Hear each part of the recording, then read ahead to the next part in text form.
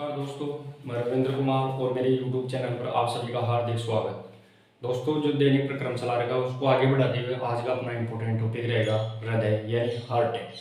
दोस्तों, जो हृदय है, हृदय का काम क्या होता है? तो हृदय का काम शरीर में रक्त का परिसंचरण यानी रक्त को भेजना होता है और अशुद्ध रक्त वापस हृदय में आता है। ये क्रिया लगातार चलती रहती है। तो हृदय का काम रक्त की पंपिंग करना, जिंदगी भर रक्त की पंपिंग करता कौन? हृदय।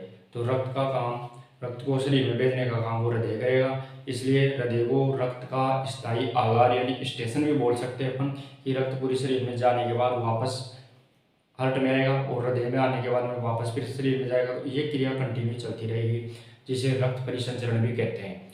तो दोस्तों, आज अपना इंपोर्टेंट टॉपिक रहेगा रक्त। तो रक्त के बारे में देखें तो रक्त क्या कर रहा है, हार्ट क्या कर रहा है? तो हार्ट में हृदय के द्वारा जो शरीर में पूरा ब्लड का सर्कुलेशन चल रहा है, तो वो लगातार ब्लड को भेजता रहेगा, नहीं रक्त की पंपिंग करता रहेगा। तो हार्ट का काम रक्त की पंपिंग करना होता है। तो सबसे पहला पॉइंट आएगा रक्त परिसंचरण।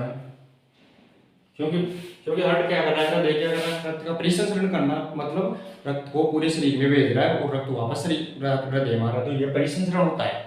तो रक्त परिसंचरण की खोज रक्त परिसंचरण की खोज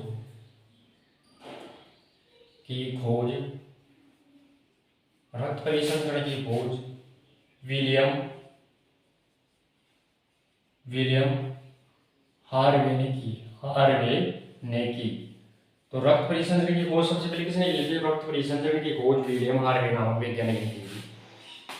अब दोस्तों, आप देखो, आपने सोचा होगा कि रक्त परिसंचरण क्यों पढ़ रहे हैं अपन यहाँ पे। तो रक्त परिसंचरण हृदय पूरे शरीर में ब्लड को पूरे शरीर में भेजता है और फिर रक्त वापस हृदय में आ जाता है। तो ये प्रक्रिया रक्त परिसंचरण के अंतर्गत आती है। इसलिए अपन ने रक्त परिसंचरण की खोज सबसे पहले किसने की? ये पढ़ाया है, रक्त परिसंचरण। अब रक्त परिसंचरण में क्या क्या आता है? तो रक्त परिसंचरण के अंदर रक्त, हृदय और वाहिका, ये तीनों मिलकर पूरा एक सेट करती है, जिसे रक्त परिसंचरण कहते हैं। यानी रक्त परिसंचरण में हृदय आएगा, रक्त आएगा और वाहिकाएं मिलकर, जिसमें धमनी और शिराएं और कैपिलरी आएगी, ये तीनों मिलकर पूरे शरीर में ब्लड को भेजती है, फिर वापस हृदय में आता है। हृदय से ये प्रक्रिया कंटिन्यू चलती रहती है। तो रक्त परिसंचरण में क्या क्या आएगा? रक्त प्लस हृदय और वाहिकाओं में क्या क्या आएगी? धमनियां और शिराएं, कैपिलरी। तो वाहिकाएं मिलकर रक्त परिसंचरण का निर्माण करती है। अपने को ध्यान रखना है, रक्त परिसंचरण का निर्माण कैसे हुआ? तो रक्त परिसंचरण का निर्माण रक्त, हृदय और वाहिकाएं भी तीनों के धमनी, शिरा और कैपिलरी, यानी जो ये मिलकर तीनों मिलकर वाहिकाएं हो जाती है। तो रक्त परिसंचरण में रक्त, हृदय और वाहिकाएं मिलकर पूरे शरीर में ब्लड का सर्कुलेशन यानी रक्त परिसंचरण किया जाएगा। और किसके द्वारा? तो हृदय के द्वारा किया जाएगा। अब इसके अंदर अपन देखेंगे कि हृदय की आकृति कैसी होती है। और हृदय जो ब्लड के लिए क्या है? स्थायी आधार है। स्थायी आधार मतलब पूरे शरीर में रक्त जाएगा और फिर वापस हृदय में आएगा, फिर हृदय से शरीर में जाएगा। तो ये प्रक्रिया चलती रहेगी। तो रक्त एक बार जा रहा है, वापस आ रहा है, लेकिन किस में आ रहा है? तो वो हृदय में आ रहा है। तो हृदय, अगला पॉइंट क्या होगा?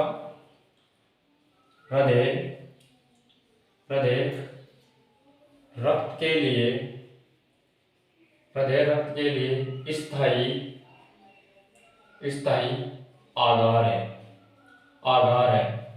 मतलब स्टेशन है। जैसे बस डिपो होता है, कोई भी बस दूसरी जगह जाएगी, लेकिन फिर भी वो स्टेशन बस डिपो में आएगी, फिर वापस जाएगी, फिर उधर बस डिपो में जाएगी। तो इसी प्रकार रक्त पूरे शरीर में जाएगा, फिर वापस हृदय में आएगा, फिर हृदय से जाएगा शरीर में। तो ये क्या हुआ? स्थायी आधार हुआ। क्या हुआ? स्थायी आधार हुआ। ये भी ध्यान रखना है। और रक्त, हृदय और वाहिकाएं मिलकर क्या बनाती है? तो रक्त परिसंचरण तंत्र का निर्माण करती है। इसके अलावा रक्त परिसंचरण की खोज किसने की? तो वो विलियम हार्वे ने की। ये भी अपने को ध्यान रखना है। अब दोस्तों, ये अगला पॉइंट आता है कि इसकी हृदय की आकृति कैसी होती है। तो हृदय की आकृति बंद मुट्ठी के समान होती है, वजन 300 ग्राम के लगभग होता है और इसकी जो पोजीशन होती है यानी वो टेढ़ी होती है, बाएं भाग में होती है, वो टेढ़ी स्थिति में होती है। ये भी अपने को ध्यान रखना है। अपन डायग्राम के माध्यम से भी देखेंगे, लेकिन सबसे पहले इसकी अपन डेफिनेशन में देखें। हृदय की आकृति बंद मुट्ठी के समान, वजन 300 ग्राम के लगभग, यानी 250 से 300 या 300 से 350 तक भी आ सकता है। तो वजन 300 ग्राम के लगभग, और जो इसकी पोजीशन कैसी होती है, तो वो टेढ़ी होती है, ओब्लिक, जिसे ओब्लिक बोलते हैं, टेढ़ी होती है। और इसकी स्थिति स्टर्नम हड्डी के अपने पीछे बाएं भाग में, स्टर्नम हड्डी के पीछे, मेरुदंड के आगे और पसलियों के बीच में, डायफ्राम के ऊपर एक वक्सीय गुहा में होती है। तो ये अपन सारी चीजें एक बार देखेंगे इसकी। तो अगला पॉइंट क्या हुआ, इसकी आकृति, हृदय की आकृति, हृदय की आकृति बंद मुट्ठी के समान, बंद मुट्ठी के समान होती है, बंद मुट्ठी के समान होती है। ये भी ध्यान रखना, समान होती है। आगे बंद मुट्ठी के समान होती है। तो आइए इसका वजन, हृदय का वजन कितना होता है, तो हृदय का वजन 300 ग्राम के लगभग होता है। और इसकी पोजीशन कैसी होती है, तो वो टेढ़ी होती है, सीधा नहीं रहता है, बिल्कुल टेढ़ा रहता है। शरीर में कैसा रहता है, तो टेढ़ा रहता है। ऐसा नहीं होता कि ये अपने बाएं भाग में होता है, लेकिन टेढ़ा होता है, ना कि ऐसे सीधा होता है, ये टेढ़ा होता है। तो अगला इसकी पोजीशन, हृदय की पोजीशन,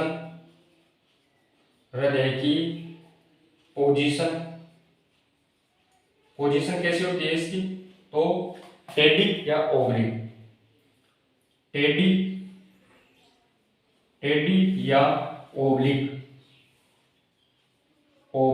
होती है। ये भी अपने को ध्यान रखना, ओब्लिक होती है। तो इसकी पोजीशन यानी स्थिति कैसी होती है, टेढ़ी या ओब्लिक होती है। तो अब आगे अपन क्या करेगा, तो हृदय की आकृति कैसी होती है, तो आकृति बंद मुट्ठी के समान होती है। ये भी ध्यान रखना। हृदय का वजन कितना होता है, तो 300 ग्राम के लगभग होता है। हृदय की पोजीशन कैसी होती है, तो टेढ़ी या ओब्लिक होती है। ये भी अपने को ध्यान रखना है हृदय के बारे में। अब जो अपन इसके आगे वाली पोजीशन पढ़ेंगे, इसकी स्थिति कैसी होती है, मतलब इसकी स्थिति कहाँ होती है शरीर में, तो वो भी अपन देखने वाले हैं कि हृदय की स्थिति शरीर में कहाँ होती है। तो हृदय की स्थिति शरीर में बाईं भाग में होती है, और स्टर्नम हड्डी के पीछे, मेरुदंड के आगे और पसलियों के बीच में, डायफ्राम के ऊपर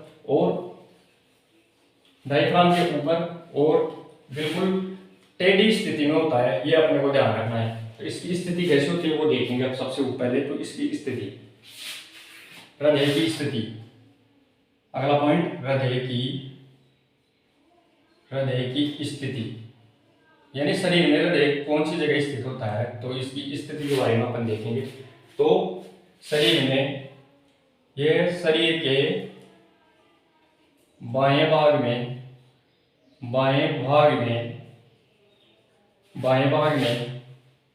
स्टर्नम, जो अपनी स्थिति, जो सामने वाली हड्डी होती है वो स्टर्नम होती है। तो स्टर्नम हड्डी के पीछे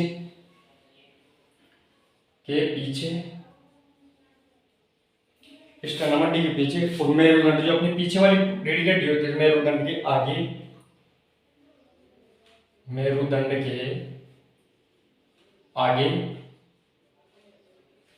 के आगे, पसलियों के बीच में, यानी फेफड़ों के बीच में, जो पसलियां उनके बीच में, तो पसलियों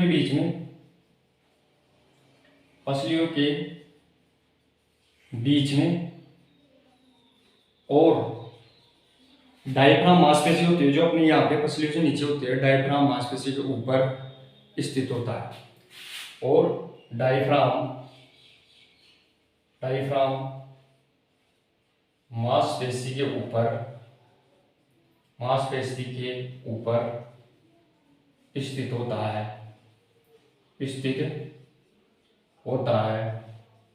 इसे एक वक्सीय गुहा कहते हैं। यानी ये इतनी चीजों के बीच में है, शरीर के तो बाएं भाग में है, स्टर्नम हड्डी के पीछे है, मेरुदंड के आगे और पसलियों के बीच में, और डायफ्राम मांसपेशी के ऊपर स्थित है। तो ये सब मिलकर एक गुहा बनाती है, जिसे वक्सीय गुहा कहते हैं। तो इसे एक वक्शीय गुहा कहा जाता है। इसे एक वक्शीय वक्शीय गुहा कहा जाता है, कहा जाता है। ये भी अपने को ध्यान रखना है। तो इसे एक क्या कहते हैं, वक्शीय गुहा कहते हैं, जो क्या करती है, जो हृदय की सुरक्षा करती है। क्योंकि स्टेनम, हड्डी, मेरुदंड, पसली और डायफ्राम सब मिलकर हृदय की क्या कर रही है, एक गुहा बना रही है और उसको बीच में सुरक्षा दे रही है। तो ये क्या करती है, ये हृदय की सुरक्षा करती है। वक्शीय गुहा, वक्शीय गुहा गुहा हृदय की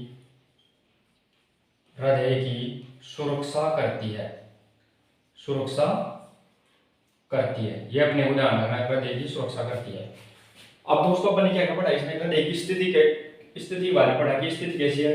तो शरीर के बाएं भाग में, यानी दाएं भाग में ये बाएं भाग में स्थित है। स्टेनम हड्डी जो सामने वाली हड्डी है इसके पीछे स्थित है, स्टेनम हड्डी के पीछे स्थित है। और बस मेरुदंड यानी स्टेनम हड्डी के पीछे है और मेरुदंड यानी रीढ़ की हड्डी के आगे है और पसलियों के बीच में है, ये भी ध्यान रखना। और डायफ्राम जो अपनी मांसपेशी होती है इसके ऊपर स्थित होता है, यानी हृदय की अपने को स्थिति का पता चलेगा।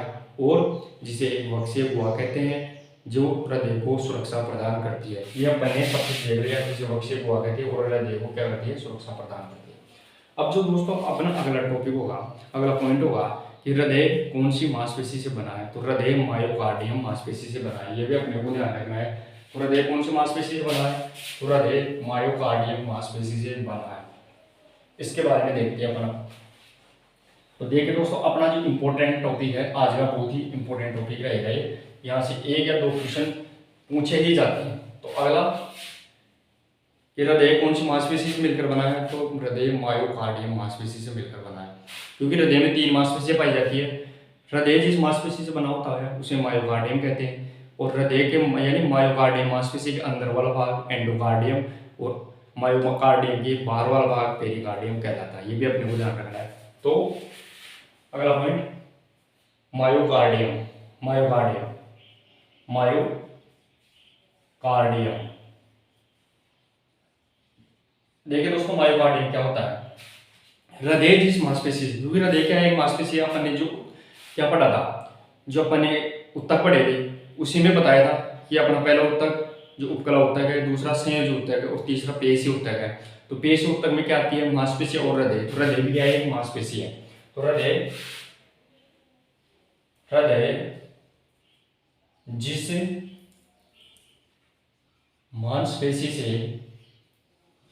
मांसपेशी से बना होता है उसे मायोकार्डियम कहते हैं, कार्डियम कहते हैं। ये भी अपने को ध्यान रखना है।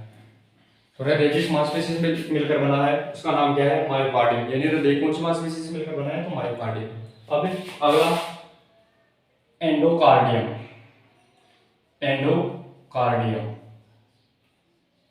यानी एंडोकार्डियम क्या होता है, तो हृदय की जो मांसपेशी है मायोकार्डियम, उसका आंतरिक आवरण एंडोकार्डियम कहलाता है। तो अब इसका डेफिनेशन कैसे होगी, मायोकार्डियम का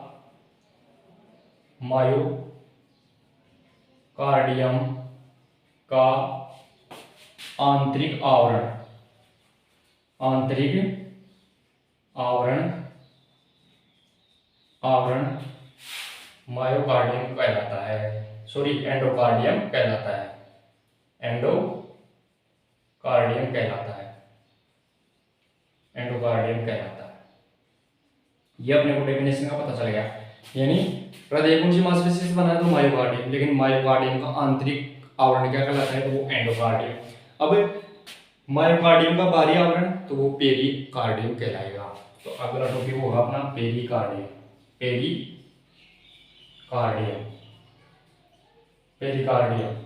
देखिए दोस्तों, पेरिकार्डियम क्या होती है, तो जो हृदय कौन सी मांसपेशी से बना है, मायोकार्डियम।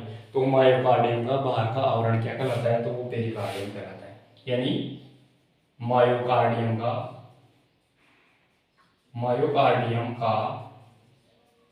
बाहरी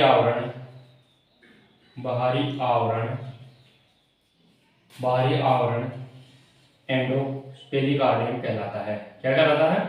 पेरिकार्डियम कहलाता है। पेरिकार्डियम कहलाता है। तो दोस्तों अपन इसमें देख लिया क्या कहने का कि हृदय कौन सी मांसपेशी से बना है। तो सबसे इंपॉर्टेंट बात, हृदय मायोकार्डियम मांसपेशी से बना है। कौन सी मांसपेशी से? मायोकार्डियम मांसपेशी से मिलकर बना। पहली बात, अब मायोकार्डियम मांसपेशी का आंतरिक आवरण क्या कहलाता है? तो उसे एंडोकार्डियम कहते हैं। ये भी अपने को ध्यान रखना है। मायोकार्डियम का आंतरिक भाग एंडोकार्डियम। अगली पॉइंट कि मायोकार्डियम का बाहर का आवरण क्या कहलाता है? तो उसे पेरिकार्डियम कहते हैं। मायोकार्डियम का बाहर का आवरण क्या कहलाता है? तो उसे पेरिकार्डियम कहते हैं। तो दोस्तों अपन ने यहाँ पे क्या क्या देख लिया, तो वो अपनी मांसपेशी देख ली कि हृदय की कौन कौन सी मांसपेशी आती है, हृदय कौन सी मांसपेशी मिलकर वो भी अपन ने देख लिया। अब दोस्तों हृदय को जो आधार कौन देता है, यानी हृदय कौन सी चीज से ऊपर से लटका हुआ है या कौन सी चीज से जुड़ा हुआ है, वो भी अपने को देखना है। यानी हृदय कौन सी चीज से जुड़ा हुआ है वो अपने को देखना है। इंपॉर्टेंट बात रहेगी कि हृदय के दोनों हिस्से यानी ऊपर वाला और नीचे वाला हिस्सा कौन कौन सी हड्डी से या मांसपेशी से जुड़ा है। तो हृदय आधार यानी हार्ट, बेस ऑफ हार्ट, यानी ऊपर का जो हृदय होता है उसका ऊपरी किनारा, ऊपर का हिस्सा चौड़ा होता है और वो सीधा स्टर्नम हड्डी से जुड़ता है, तो इसे बेस ऑफ हार्ट कहते हैं, यानी हृदय आधार।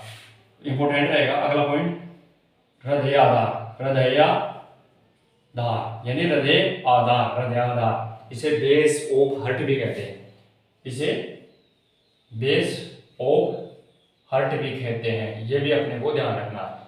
यानी हृदय का जो आधार है वो कहाँ होता है, हृदय कौन सी हड्डी से जुड़ा होता है, उसे बेस ऑफ हार्ट कहते हैं। तो हृदय स्टर्नम हड्डी से सीधा सीधा जुड़ा होता है। हृदय का ऊपला हिस्सा चौड़ा होता है और निचला हिस्सा नुकीला होता है। निचला हिस्सा किसी भी चीज से नहीं जुड़ा होता है, ऊपला हिस्सा चौड़ा होता है, वो सीधा स्टर्नम हड्डी से जुड़ा होता है।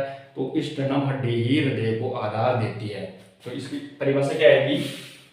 इसकी परिभाषा में आएगा हृदय ऊपर से चौड़ा होता है,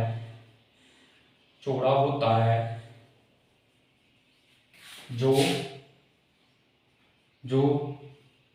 सीधा सीधा स्टर्नम हड्डी से जुड़ा होता है।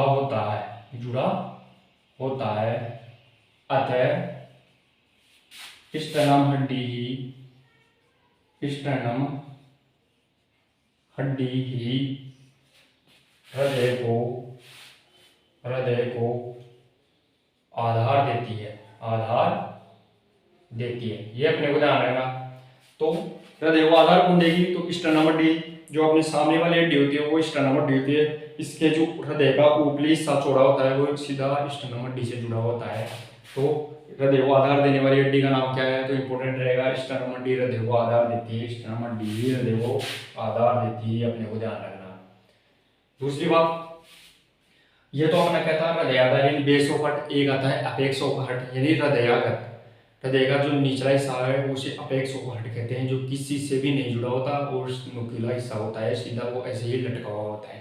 तो अगला हृदयागत, ये तो हृदय का उपला हिस्सा यानी बेस ऑफ हार्ट। मान लो ये क्या है? ये हृदय है, मान लो ये क्या है? तो ये हृदय है, ये मान लो अपना हृदय है, ये अपना हृदय होता है, ये अपना हृदय है और ये इसके चार कपाट हो गए, चैम्बर हो गए। तो ये ऊपला हिस्सा होता है, ये सीधा स्टर्नम हड्डी से जुड़ा हुआ होता है, जो अपने सामने वाली हड्डी होती है स्टर्नम, तो इस स्टर्नम हड्डी से ये सीधा जुड़ा होता है। ये कौन सी? स्टर्नम हड्डी होती है। तो स्टर्नम हड्डी से सीधा हृदय का ऊपला हिस्सा जिसे बेस ऑफ हार्ट यानी हृदय आधार कहते हैं। अब जो निचला हिस्सा होता है ये नुकीला होता है, तो इसे अपेक्स ऑफ हार्ट यानी हृदयागत कहते हैं और ये किसी भी हड्डी से नहीं जुड़ा हुआ होता है। तो अगला पॉइंट कौन सा होगा? अपना अगला पॉइंट होगा हृदयागत यानी अपेक्स ऑफ हार्ट है। यह भी अपने को ध्यान रखना है, अपेक्स ऑफ हार्ट।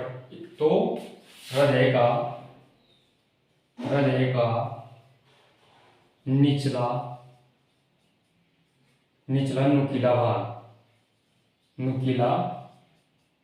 नुकीला भाग नुकीला भाग जो जो किसी भी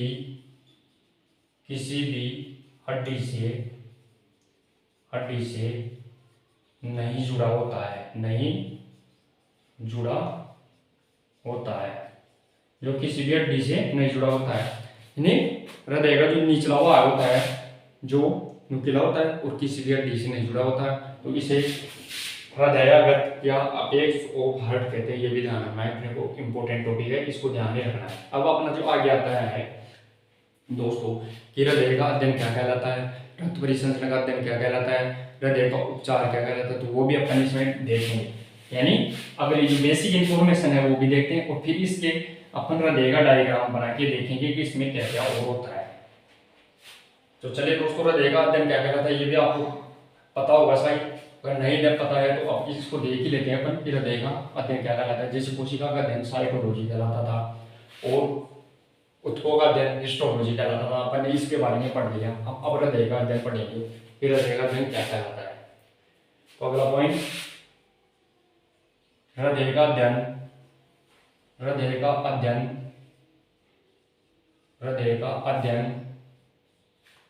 क्या कहलाता है, तो हृदय का अध्ययन कार्डियोलॉजी कहलाता है।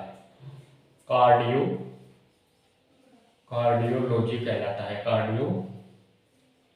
कहलाता है, ये भी ध्यान रखना, कार्डियोलॉजी कहलाता है। अब हृदय में अपन पढ़ रहे हैं रक्त को, तो रक्त परिसंचरण भी पढ़ रहे हैं, रक्त का पूरे शरीर में जाना और आना ये हृदय के द्वारा किया जाता है। तो रक्त परिसंचरण का अध्ययन किसे कहते हैं, तो रक्त परिसंचरण का अध्ययन क्या कहलाता है वो भी देखेंगे। तो अगला पॉइंट, रक्त परिसंचरण का अध्ययन क्या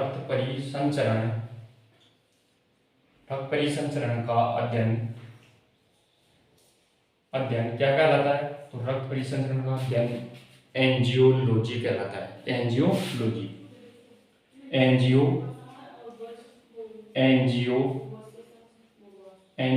कहलाता है, ये भी अपने को ध्यान रखना है। तो रक्त परिसंचरण का अध्ययन एंजियोलॉजी कहलाता है। अब हृदय का कार्य क्या होता है, तो हृदय का कार्य सीधा सीधा होता है रक्त की पंपिंग।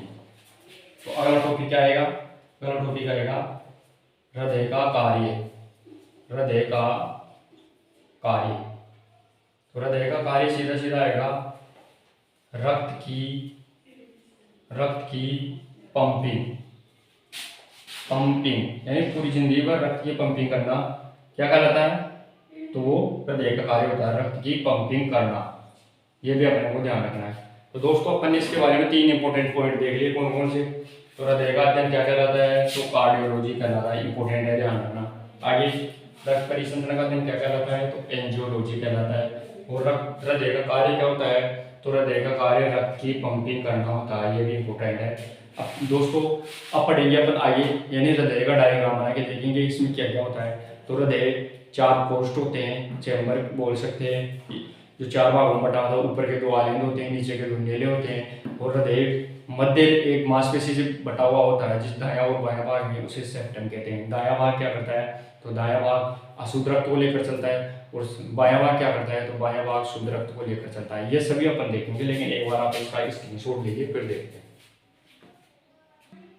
देखिए दोस्तों, अब देखेंगे अपन सीधा हृदय के बारे में कि हृदय में क्या होता है। तो हृदय में जो अपन डायग्राम देख रहे हैं, तो इस हृदय में हृदय के 4 चैम्बर होते हैं, ऊपरी 2 आलिंद कहलाएंगे, नीचे के 2 नीले कहलाएंगे। और जो हृदय के बीच में से हृदय को दाएं और बाएं भाग में बांट रही है, यानी हृदय के दायां और बायां भाग है, उसके जो ये मध्य की दीवार है, ये कौन सी मांसपेशी है, तो इसे सेप्टम कहते हैं। यानी हृदय की जो मध्य की मांसपेशी जो हृदय को 2 भागों में, आधा दायां और आधा बायां, ये इसको डिवाइड कर रही है, तो इसे सेप्टम कहते हैं। तो ये ध्यान रखना, ये कौन सी मांसपेशी है, तो ये हृदय की जो ये मध्य रेखा है, जो हृदय को 2 भागों में दायां और बायां में डिवाइड कर रही है, तो इसे सेप्टम कहा जाता है। कौन क्या कहते हैं, तो इसे सेप्टम कहते हैं। सेप्टम ये क्या है, तो ये सेप्टम है। सेप्टम कौन सी मांसपेशी है, सेप्टम मांसपेशी। इसके अलावा जो ये दायां भाग है, तो दायां भाग में उपला दोनों क्या कहलाते हैं, आलिंद, यानी दायां आलिंद और ये बायां आलिंद। क्योंकि हृदय के 2 भाग हो गए, ये दायां और ये बायां, तो ऊपरी वाले 2 ये कहलाएगा दायां आलिंद और ये कहलाएगा बायां आलिंद। ये भी अपने को ध्यान रखना है। नीचे वाले दोनों, ये दायां और ये बायां, तो नीचे वाले दोनों क्या कराएंगे, नीले, तो ये कहलाएगा दायां नीले, दायां नीले, और ये कहलाएगा बायां नीले, बायां नीले। देखिए दोस्तों, अपन इसकी डिवाइडेशन देखेंगे कि हार्ट में क्या क्या होता है। सबसे पहले तो ये हृदय का चित्र है, तो इसमें जो मध्य दीवार है जो हृदय को दायां भाग और बायां भाग में विभाजित कर रही है उसे सेप्टम कहते हैं। अब जो हृदय के ऊपर के दोनों चैम्बर है, क्योंकि हृदय में 4 कोष्ठ होते हैं, ये 4 चैम्बर होते हैं, 1 2 3 4। तो हृदय में जो 4 कोष्ठ होते हैं उसमें दोनों ऊपर वाले क्या होते हैं, आलिंद, यानी दायां आलिंद और बायां आलिंद। नीचे वाले 2 क्या होते हैं, तो नीले, दायां नीले और बायां नीले। अब ये क्या होता है, तो ये फेफड़े होते हैं, ये क्या होते हैं, फेफड़े, ये भी अपने लंग्स है, लंग्स होते हैं, ये अपने लंग्स है, फेफड़े हैं। अब इसमें जो शुद्ध रक्त होता है, यानी अशुद्ध रक्त को तो कौन सा भाग लेकर चलता है, तो अशुद्ध रक्त को दायां भाग लेकर चलता है, और शुद्ध रक्त को बायां भाग लेकर चलता है। तो बायां भाग में बायां आलिंद और बायां नीले तो शुद्ध रक्त को लेकर चलेंगे, और दायां भाग में दायां आलिंद और दायां नीले अशुद्ध रक्त को लेकर चलेंगे, ये भी ध्यान रखना है। अब जो शुद्ध रक्त होता है वो शरीर में कहां से जाता है, तो शुद्ध रक्त शरीर में कौन से, महाधमनी से, बायां नीले से महाधमनी के द्वारा पूरे शरीर में जाता है, ये भी अपने को ध्यान रखना है। तो शुद्ध रक्त कहाँ जाता है, तो बाएं नीले से महाधमनी के माध्यम से पूरे शरीर के अंदर जाता है। फिर अशुद्ध हो जाता है, पूरे शरीर में जाने के बाद वो अशुद्ध होगा, अशुद्ध रक्त फिर वापस कहाँ से आएगा, तो अशुद्ध रक्त शिराओं के द्वारा, कौन किसके द्वारा, शिराओं के द्वारा। यानी इंपॉर्टेंट बात यह है कि ध्यान रखना कि शरीर में शुद्ध रक्त धमनियां लेकर जाती है, जो हृदय से लेकर जाती है, और अशुद्ध रक्त शरीर से वापस लेकर आती है, कौन, शिराएं। तो इस प्रकार शुद्ध रक्त महाधमनी के माध्यम से पूरे शरीर में जाता है, जो धमनियां लेकर जाती है। फिर जो अशुद्ध रक्त होता है उसको वापस शिराएं लेकर आती है और महाशिरा के द्वारा लाती है। तो महाशिरा कौन सी होती है, तो महाशिरा इधर होती है, ये वाली जो दाएं आलिंद में आता है, क्योंकि अशुद्ध रक्त कौन से भाग में था, दाएं भाग में। तो महाशिरा में यह है महाशिरा, इसे बोलते हैं महाशिरा, यानी वेना ओवा, ये भी ध्यान रखना अपने को, वेना ओवा कहते हैं इस महाशिरा को। तो महाशिरा क्या करेगी, अशुद्ध रक्त को दाएं आलिंद में लेकर आएगी। ये कौन से अशुद्ध रक्त को कहाँ लेगी, तो ये दाएं आलिंद में लेकर आएगी, ये भी अपने को ध्यान रखना है। तो दाएं आलिंद में अशुद्ध रक्त आ जाएगा। अब दोस्तों आपको मैं बताऊँ इंपॉर्टेंट बात कि महाशिरा संख्या में 2 होती है, ऊपर वाली, क्योंकि हृदय अपना नीचे होता है तो खोपड़ी तक भी अपने को रक्त की जरूरत पड़ती है।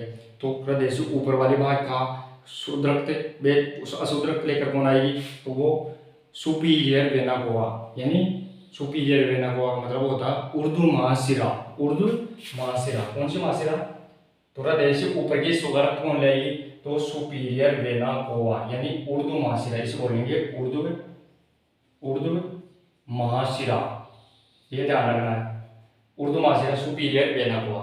अब जो हृदय है उससे नीचे के अंग भी होते हैं, तो हृदय के नीचे से अंगों का अशुद्ध रक्त कौन लाएगी, तो वो इंफीरियर वेना कोवा, यानी निम्न महाशिरा, इंफीरियर वेना कोवा यानी निम्न महाशिरा। तो महाशिरा के कितने भाग हो गए, तो महाशिरा के 2 भाग हो गए। पहला उर्दू महाशिरा जो ऊपर के अंगों का रक्त लेकर आएगी हृदय में, और दूसरा निम्न महाशिरा यानी इंफीरियर वेना कोवा, तो शरीर के नीचे के अंगों का रक्त लेकर आएगी हृदय तक, तो उसे निम्न महाशिरा कहते हैं। इस प्रकार महाशिरा के 2 भाग हो गए। दूसरी बात, महाशिरा रक्त कहाँ लाएगी, तो महाशिरा रक्त यानी अशुद्ध रक्त होता है तो सीधा कहाँ जाएगा, दाएं आलिंद में जाएगा। अब दाएं आलिंद में ध्यान रखना दोस्तों, दाएं आलिंद से अशुद्ध रक्त दाएं नीले में आएगा, लेकिन इसमें क्या होता है, 3 दरवाजे होते हैं, 3 कपाट होते हैं, यहाँ पे 3 छिद्र पाए जाते हैं, ये भी अपने को ध्यान रखना है, 3 छिद्र पाए जाते हैं। तो ये 3 छिद्र कौन से होते हैं, जो तीनों छिद्र होते हैं उसे बोलते हैं अपन, क्या नाम बोलेंगे उनका, तो उसे तीनों छिद्रों को बोलेंगे ट्राइक स्पीड वाल्व। क्या बोलेंगे, इसको बोलेंगे अपन ट्राइक स्पीड वाल्व। तो तीनों छिद्रों के द्वारा जो अशुद्ध रक्त है वो बाएं नीले में आएगा, किसमें आएगा, बाएं नीले में आएगा, तो इसे बोलेंगे अपन तीनों छिद्रों को ट्राइक स्पीड वाल्व। क्या बोलेंगे, ट्राइक स्पीड वाल्व, ये भी अपने को ध्यान रखना है। तो ट्राइक स्पीड वाल्व जो तीनों छिद्र होते हैं, जो दाएं आलिंद का अशुद्ध रक्त दाएं नीले में भेजेंगे। इसके बाद अब ये अशुद्ध रक्त है यह अशुद्ध रक्त कहाँ जाएगा? तो यह अशुद्ध रक्त दाएं नीले में एक धमनी होती है जिसे फुफ्फुसीय धमनी कहते हैं अपन। एकमात्र धमनी, ध्यान रखना दोस्तों, एकमात्र धमनी यानी शरीर की एकमात्र धमनी जो अशुद्ध रक्त को लेकर चलती है उसे फुफ्फुसीय धमनी कहते हैं। क्योंकि धमनियां शुद्ध रक्त को लेकर ही चलती है, लेकिन शरीर की एकमात्र धमनी जो अशुद्ध रक्त को लेकर चलेगी उसे फुफ्फुसीय धमनी कहते हैं। तो ये फुफ्फुसीय धमनी रक्त को कहाँ लाएगी? तो ये फुफ्फुसीय धमनी रक्त को फेफड़ों में लेके जाएगी शुद्ध होने के लिए। तो कहाँ जाएगी? फेफड़ों में। तो ये जाएगी फेफड़ों में शुद्ध होने के लिए। इसे बोलेंगे अपन कौन सा? फुफ्फुसीय धमनी। कौन सी? फुफ्फुसीय धमनी। फुफ्फुसीय धमनी शरीर की एकमात्र धमनी जो अशुद्ध रक्त को लेकर चलती है वो फुफ्फुसीय धमनी होती है। तो दोस्तों अब ये रक्त कहाँ जाएगा? तो ये रक्त आएगा सीधा फेफड़ों के अंदर। अब फेफड़ों में ये रक्त आ गया तो फेफड़ों में क्या होगा? फिर रक्त का शुद्धिकरण होगा। अब शुद्धिकरण होने के बाद ये रक्त फुफ्फुसीय शिराओं के द्वारा, क्योंकि शरीर की एकमात्र शिरा जो शुद्ध रक्त का परिवहन करती है उसे फुफ्फुसीय शिरा कहते हैं, जो संख्याओं में 4 होती है। क्योंकि शिराएं शरीर में सिर्फ शिराएं शरीर में अशुद्ध रक्त ही परिवहन करती है, लेकिन शरीर की एकमात्र शिरा जो शुद्ध रक्त का परिवहन करती है उसे फुफ्फुसीय शिरा कहते हैं। तो 4 फुफ्फुसीय शिरा किसमें रक्त को लेकर जाएंगी? तो 4 फुफ्फुसीय शिरा शुद्ध रक्त को हृदय फेफड़ों से किसमें लेकर जाएगी? तो सीधी बाएं आलिंद में लेकर जाएगी। किसमें जाएगी? तो बाएं आलिंद में लेकर जाएगी। तो ये भी अपने को ध्यान रखना है। 4 शिराओं के द्वारा जो फेफड़ों में शुद्ध रक्त हो गया है वो रक्त कहाँ जाएगा? तो वो रक्त सीधा बाएं आलिंद में जाएगा। ये भी ध्यान रखना है। तो एकमात्र शरीर की शिरा जो शुद्ध रक्त का परिवहन करती है उसे फुफ्फुसीय शिरा कहते हैं। अब देखिए दोस्तों, अपना जो शुद्ध रक्त है फेफड़ों के द्वारा वो कहाँ आ गया? तो अपना बाएं आलिंद में आ गया। ये भी अपने को ध्यान रखना। अब जो बाएं आलिंद में शुद्ध रक्त हो गया, ये शुद्ध रक्त बाएं आलिंद में आ गया। अब इसके बाद रक्त सीधा बाएं आलिंद से बाएं नीले में जाएगा, लेकिन बाएं आलिंद और बाएं नीले के बीच में एक दरवाजा होता है जिसे बाइक स्पीड वाल्व कहते हैं। इसके 2 छिद्र होते हैं। कितने होते हैं? तो इसके 2 छिद्र होते हैं। ये भी अपने को ध्यान रखना। कितने छिद्र होते हैं? तो 2 छिद्र होते हैं। इसके द्वारा रक्त सीधा किसमें जाता है? तो वो बाएं नीले में जाता है। तो इसमें दोस्तों जो बाएं नीले में जाएगा रक्त, तो किसके द्वारा जाएगा? तो इसे बाइक स्पीड वाल्व बोलते हैं। जो बाएं आलिंद और बाएं नीले के मध्य जो 2 कपाट होते हैं उसे क्या बोलेंगे? तो उसे बोलेंगे bike speed valve. Bike speed valve. इसका दूसरा नाम क्या है? तो इसका दूसरा नाम इंपोर्टेंट रखना, इसे मिट्रल वाल्व भी कहते हैं। इसका दूसरा नाम मिट्रल वाल्व, इसे मिट्रल वाल्व भी बोलते हैं। ये भी अपने को ध्यान रखना है। तो दोस्तों अब अपना रक्त किसमें आ गया? तो अब अपना रक्त आ गया किसमें? सीधा बाएं नीले में। अब बाएं नीले के द्वारा रक्त पूरे शरीर में भेजा जाता है, लेकिन सबसे पहले किसमें जाएगा? तो महाधमनी यानी एरोटा में जाएगा। तो इसे शरीर बाएं नीले से सबसे पहले शुद्ध रक्त प्राप्त करने वाली धमनी कौन सी है? तो वो महाधमनी होती है। क्या नाम होता है इसका? तो महाधमनी। इसे कहेंगे महाधमनी। शरीर की एकमात्र धमनी जो सबसे बड़ी धमनी होती है और शरीर को सबसे पहले शुद्ध रक्त को प्राप्त करती है, तो उसे महाधमनी कहते हैं। इंग्लिश में नाम होगा इसका एरोटा। एरोटा, ये भी अपने को ध्यान रखना। अब दोस्तों जो एरोटा होती है, महाधमनी होती है, उसके भी 2 भाग होते हैं। एक बायां भाग जो पूरे शरीर में रक्त देता है और एक दायां भाग जो हृदय की मांसपेशी यानी मायोकार्डियम को भी रक्त देता है। तो इसके कितने भाग होते हैं? तो इसके भी 2 भाग होते हैं। ये अपने को पता चल गया दोस्तों पूरा डायग्राम के बारे में कि कौन सा रक्त कहाँ से आ रहा है, अशुद्ध कहाँ आ रहा है, शुद्ध कहाँ जा रहा है, कौन से चक्कर से जा रहा है। ये पूरा डायग्राम के माध्यम से अब अपन इसके विस्तृत डेफिनेशन करेंगे, विस्तृत व्याख्या करेंगे, लेकिन एक टॉपिक का। लेकिन सबसे पहले एक बार आप इसका स्क्रीनशॉट लीजिए।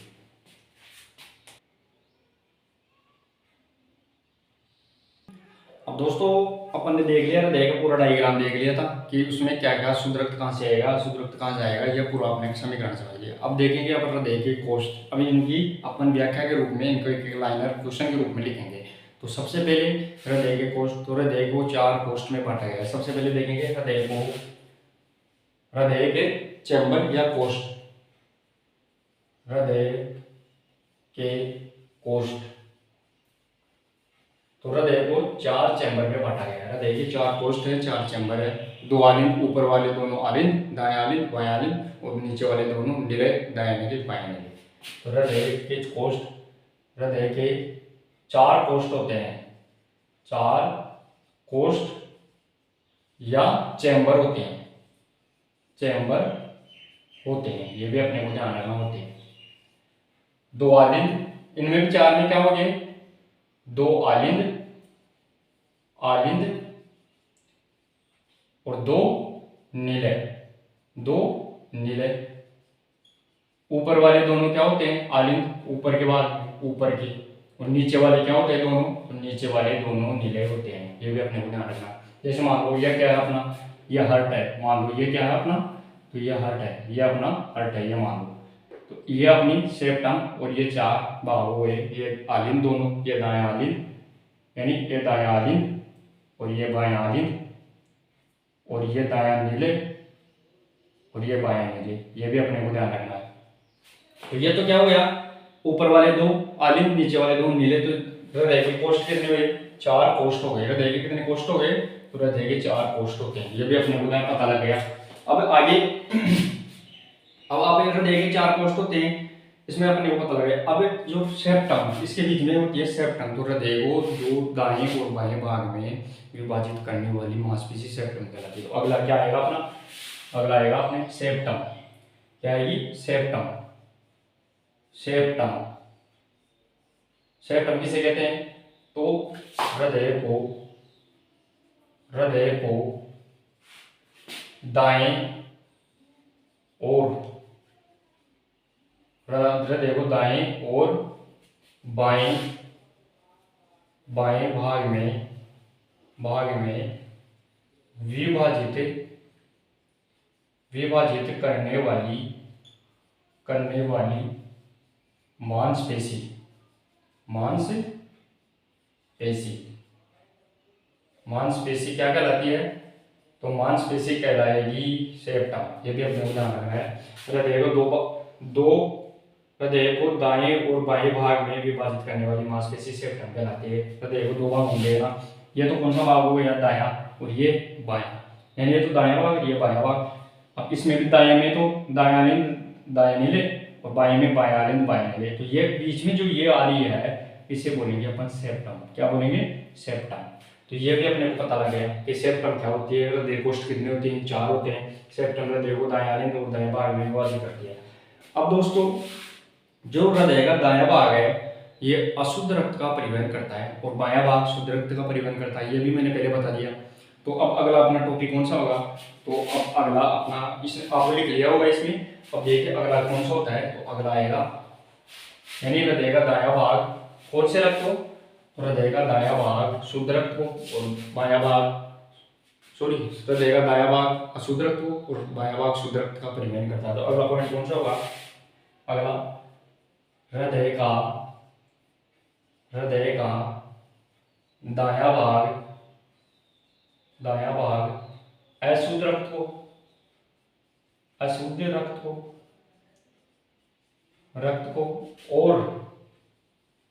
और बायां भाग, बायां भाग शुद्ध रक्त का परिवहन करता है, शुद्ध रक्त का, रक्त का परिवहन करता है, परिवहन करता है, ये भी अपने को ध्यान रखना है। तो दोस्तों, शुद्ध रक्त का परिवहन कौन कर रहा है, तो शुद्ध रक्त का परिवहन बायां भाग, ये वाला भाग, और अशुद्ध रक्त का दायां भाग, ये वाला भाग परिवहन कर रहा है, ये भी अपने को ध्यान रखना है कि शुद्ध रक्त कौन ले जाता है, अशुद्ध रक्त। अब दोस्तों, अब आएगी हृदय से शुद्ध रक्त कौन लेके जाती है, तो हृदय से शुद्ध रक्त पूरे शरीर में धमनियां लेकर जाती है, आर्टरीज बोलते हैं, और पूरे अशुद्ध रक्त को वापस हृदय में कौन लाती है, तो वो सिराए वेन्स लेकर आती है, ये भी अपने को ध्यान रखना है। तो हृदय से शुद्ध रक्त का परिवहन धमनियों द्वारा किया जाता है, और शरीर से अशुद्ध रक्त का वापस हृदय में लाना सिराओं के द्वारा किया जाता है, ये भी अपन लिखेंगे इसमें।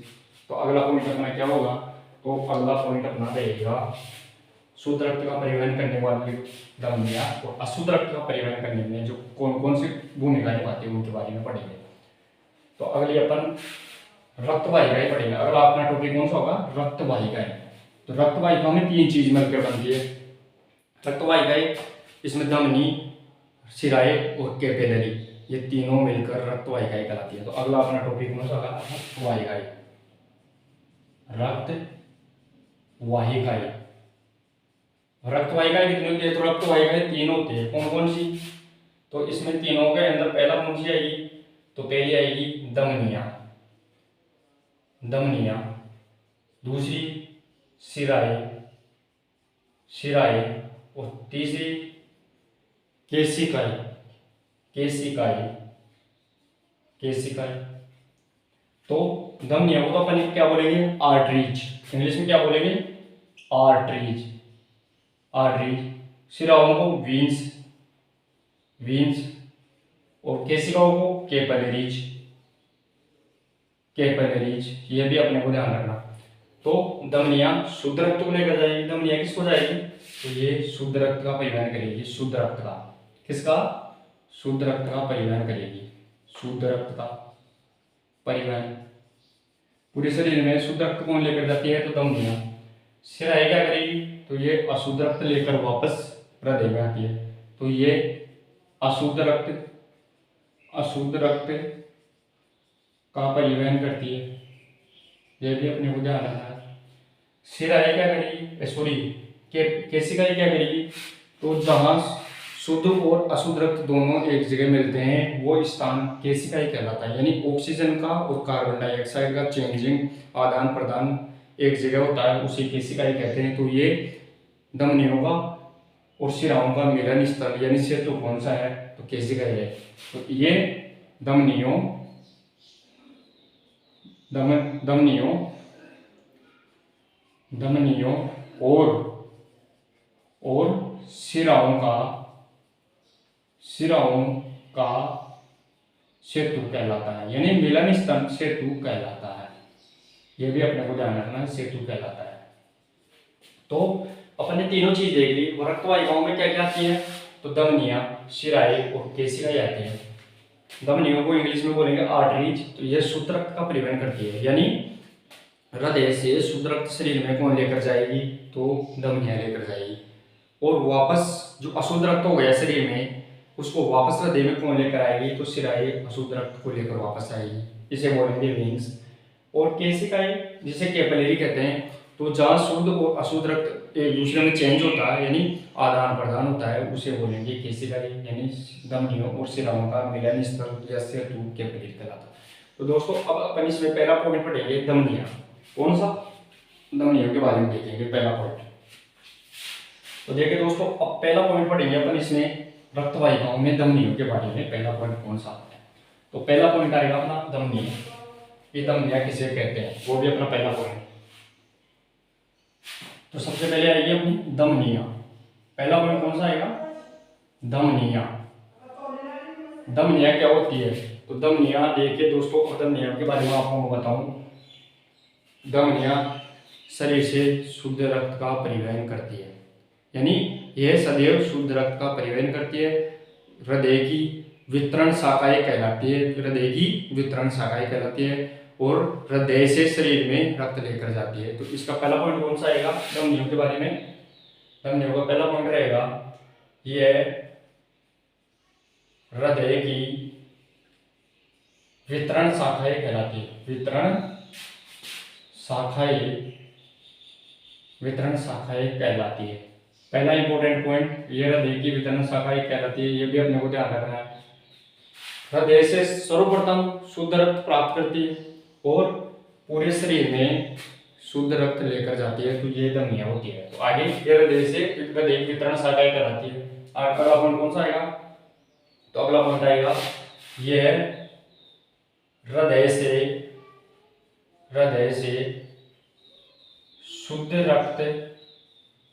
शुद्ध रक्त का परिवहन यानी संचरण, परिवहन पूरे शरीर में करती है, पूरे शरीर में करती है। यह भी अपने को ध्यान रखना, पूरे शरीर में करती है। आगे धमनी क्या होगी, यह शुद्ध रक्त का परिवहन करती है। तो आगे यह शुद्ध रक्त का परिवहन करती है, परिवहन करती है। यह भी अपने को ध्यान रखना। तो यह तो आ गई धमनी की बात, कि शरीर में शुद्ध रक्त का परिवहन धमनियों द्वारा। हृदय से शुद्ध रक्त शरीर में कौन लेकर जाती है, धमनियां। और हृदय की वितरण शाखा भी कौन कहलाती है, तो वो भी धमनियां कहलाएगी। अब धमनियों के बाद में आती है महाधमनी। क्योंकि अपन ने जो हार्ट पढ़ा था, जो अपना हृदय का चित्र देखा था, उसमें जो बाएं नीले से जो पहली धमनी निकल रही थी उसे कहते हैं महाधमनी। क्या कहते हैं? महाधमनी। तो महाधमनी अब पढ़ेगी अपन धमनी के बाद में। महाधमनी शरीर की सबसे बड़ी धमनी और शरीर से हृदय से सबसे पहले शुद्ध रक्त प्राप्त करने वाली धमनी महाधमनी कहलाती है। तो महाधमनी अगला पॉइंट कौन होगा? तो महाधमनी। धमनी के बाद में महाधमनी यानी एरोटा। अगला पॉइंट महाधमनी यानी एरोटा। देखिए दोस्तों, एरोटा। अब एरोटा क्या होती है? हृदय से शरीर की सबसे बड़ी धमनी महाधमनी कहलाती है। पहला पॉइंट, शरीर की